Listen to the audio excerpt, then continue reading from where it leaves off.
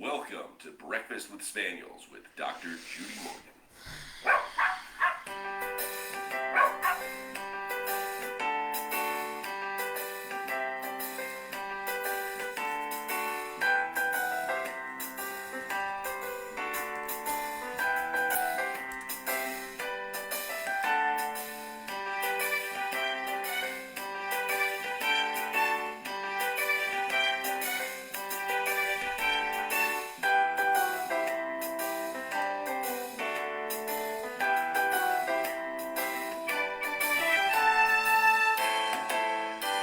I'm early, or on time, or I don't know. And we'll probably get your notifications in about 5 minutes. Jan Just is first this morning. Hello, Canada.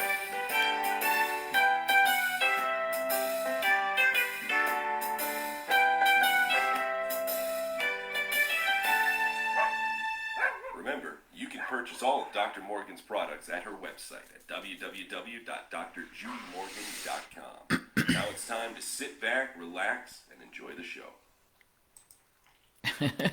Just checked if I was on. Yeah, Facebook is obviously not pushing it out because our numbers are slow to go up. So I'll chat for a moment before I start my rant. You know, everybody loves a good rant, so I want to give everybody a chance to get on. Hi Illinois. It's been really fun the last 24 hours. So if you've been watching the page, you saw that one of our products was flagged for something absolutely ridiculous and has been taken off of a certain platform. So Gwen gets to have fun with that this morning. More fun to add to all the other issues. So those of you who are with us, last week, not a day late, Gwen is babysitting her dad's bird and cat while they're in between houses and in between moving from New Jersey to North Carolina.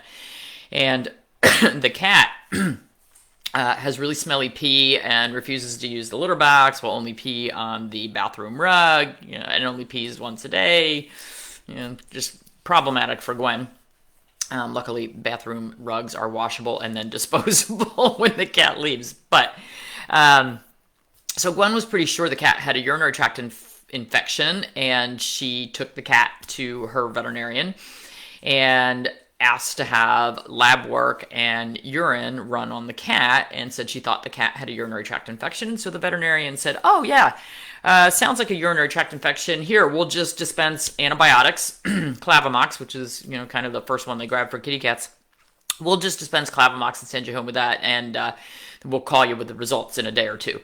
And Gwen said, "No, that's not how we do it. We run a culture. We need to know what bacteria we have, and we need to know what antibiotic we should be using, so I want you to do a culture." They argued back and forth, and finally the veterinarian said, "Okay, fine, we'll do the culture, but here, take the antibiotics and start them." So regarding yesterday's rant, sent a link. Yeah, we put the same link, the EPA link, up yesterday, and a lot of people commented, so thank you. So they wanted to send the antibiotics home anyway, and Gwen said, "No, I'm not paying for antibiotics that may not be the right one." And they said, "Well, the cat is going to suffer until you get results." And she said, "I know.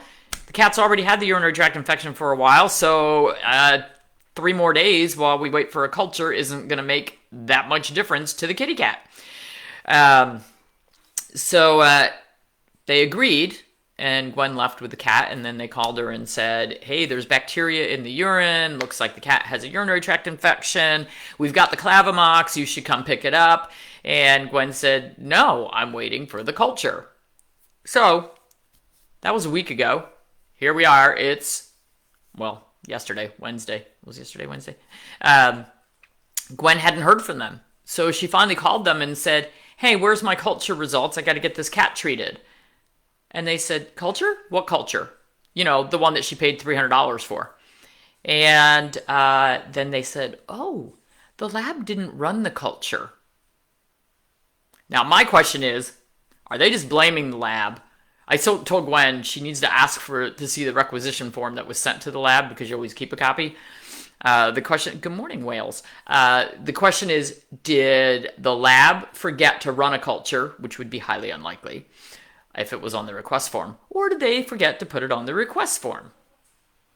And when Gwen said, I need the culture results, and they said, oh, well, the culture didn't get run by the lab, but that's okay. The cat should be feeling better on the antibiotics anyway. And Gwen said, the cat's not on antibiotics.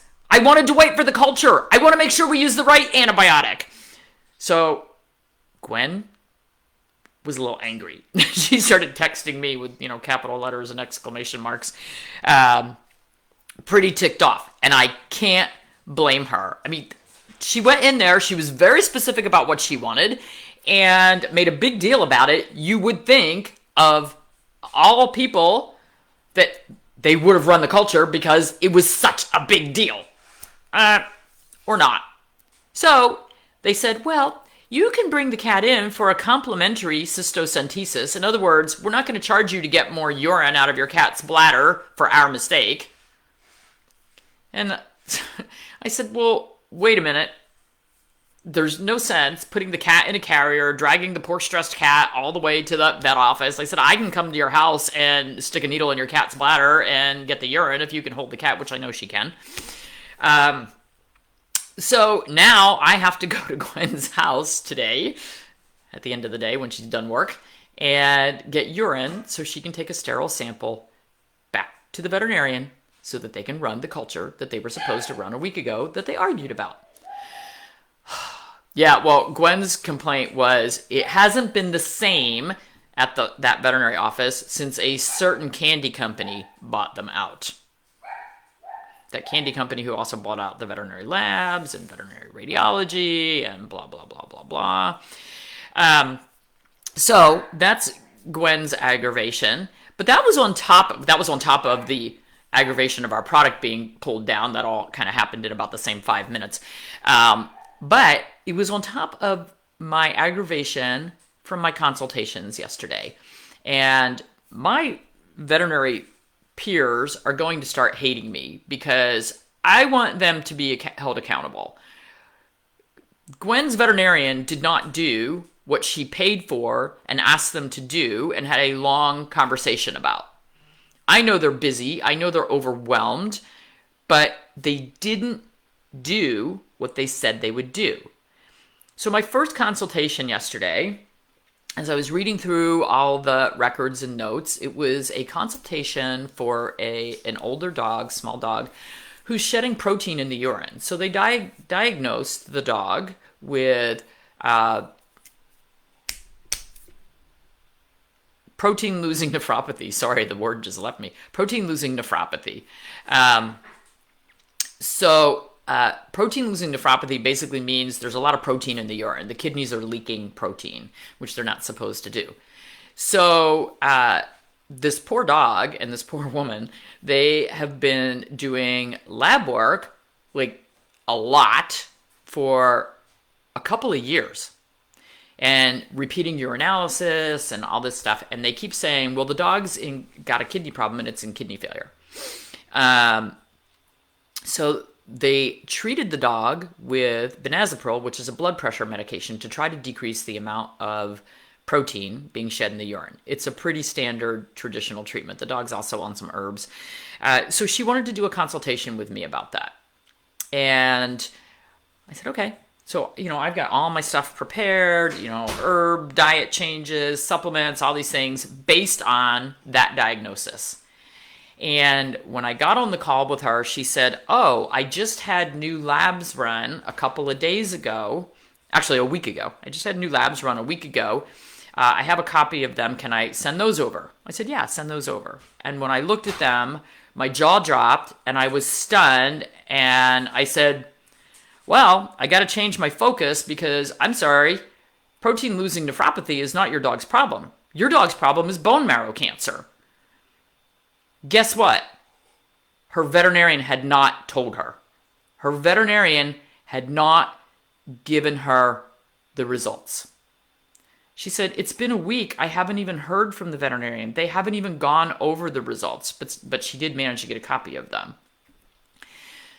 The platelet count on this dog was 4 times normal. So normal is 250 to 400. It's actually 250,000 to 400,000, but they report it as 250 to 400 on the paperwork. Her dogs were 1,200, which means that dog had over 1 million platelets circulating. When the number gets that high, we have sludging of the blood, clotting issues that can occur. This is a huge problem. Huge problem. And you know why her dog has protein in its urine? Because it has cancer. And no one told her that. I went back and looked at the only other time that a platelet count was run on this dog. So they've been doing all this lab work. They just keep focusing on the kidneys, and they weren't doing complete panels that included a CBC. And supporters, you will remember we talked about this on Monday night, and I was so happy that we had just talked about this on Monday night because it was all fresh in my brain. The dog also has a non-regenerative anemia, which means the bone marrow is not making red blood cells, and this dog is anemic. And she said, oh, he's been trying to eat dirt. I said, yeah. His hemoglobin's low. His iron's low. Of course he's trying to eat dirt. He needs some minerals. And, she also needs to have this dealt with. Now, I don't recommend chemo for this particular thing. So, yes, Sweta, this is kind of like when you went to Ohio with Maggie and all of a sudden you got this devastating news and they were like, oh, just euthanize the dog. But this veterinarian hasn't even given her the news. I don't even know if they've noticed, because guess what? The only other CBC that I found on this dog in all the records that I had was May of 2020. So in over a year, they haven't run another CBC on this dog. And guess what the platelets were in May of 2020? Over 800,000. Over 800. No one pointed it out.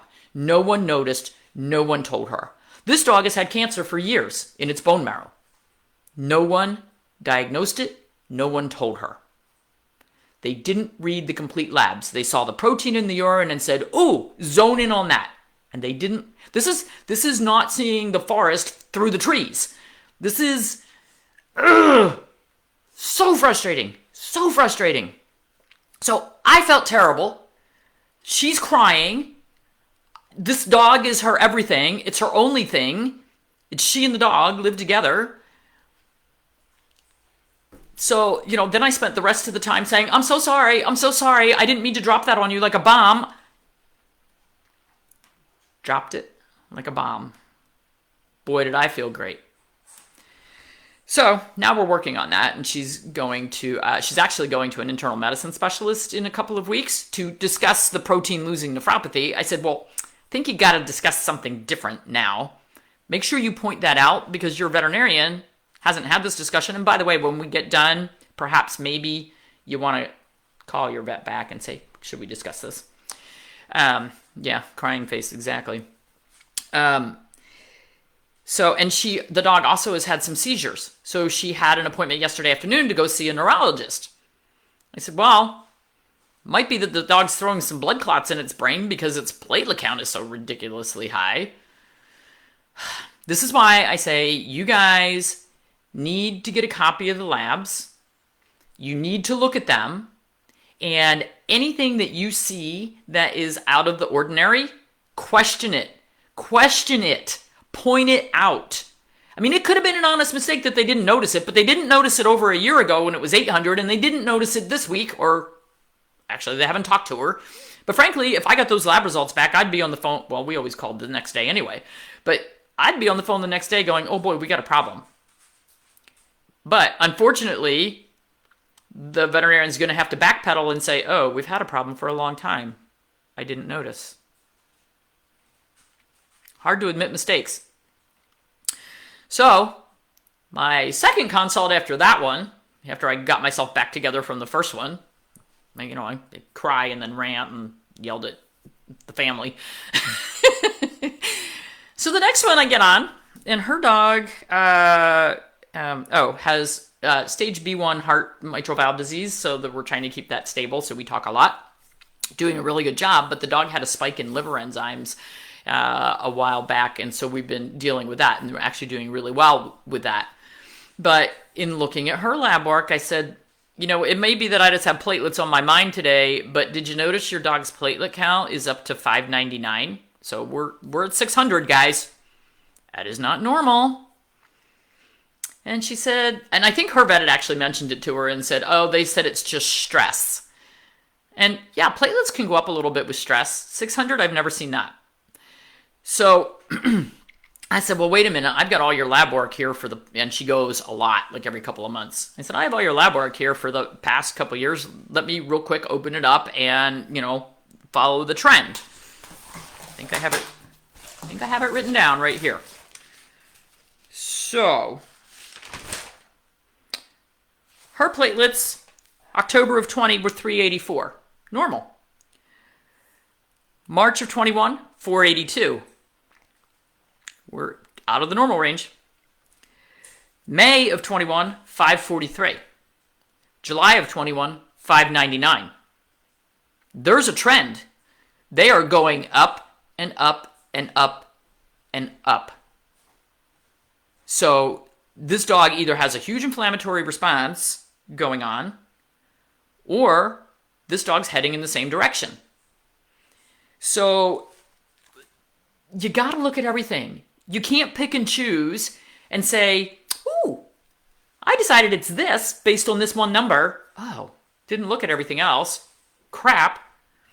Not that she doesn't want to, and I don't want her to have chemotherapy for this because it doesn't work well and it could kill the dog.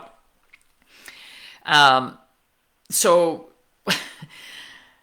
that's not the issue. The issue is they've been barking up the wrong tree, and she wasn't told, and it wasn't noticed. So this is why I teach you guys what I do.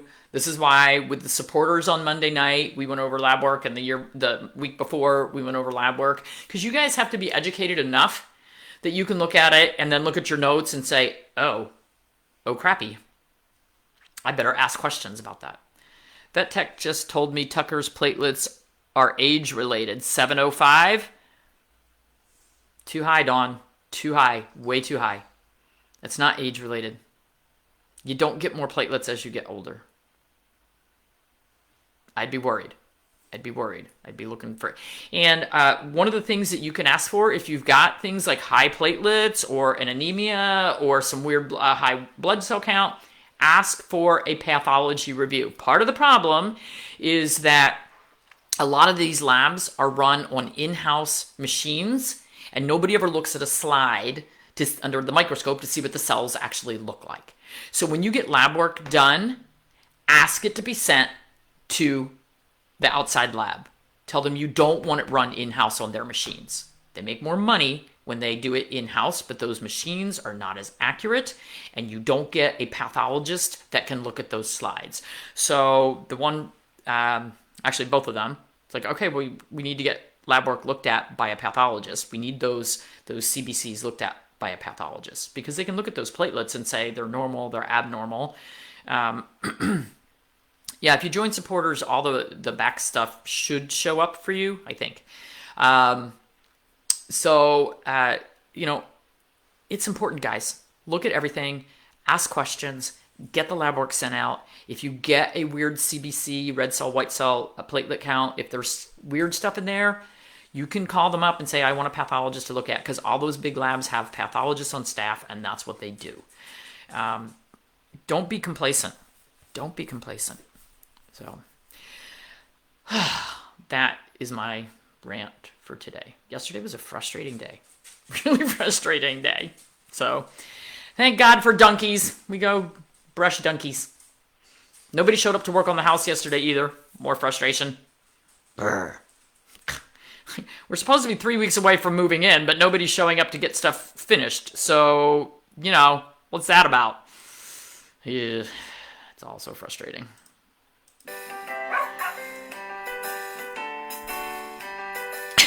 Yeah, if you tuned in late, definitely replay. Ugh. Right, they're supposed to be running controls of those in-house machines, but who knows? Who knows? But again, In-house machine picks up 1,000 platelets? Somebody needs to look at that.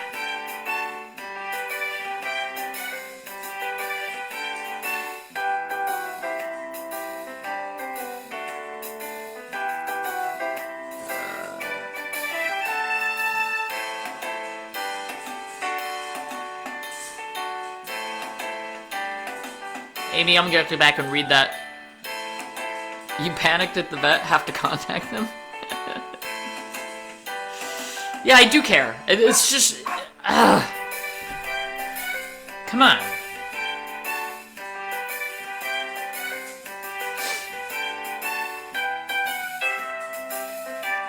Have a better day. I should have a better day.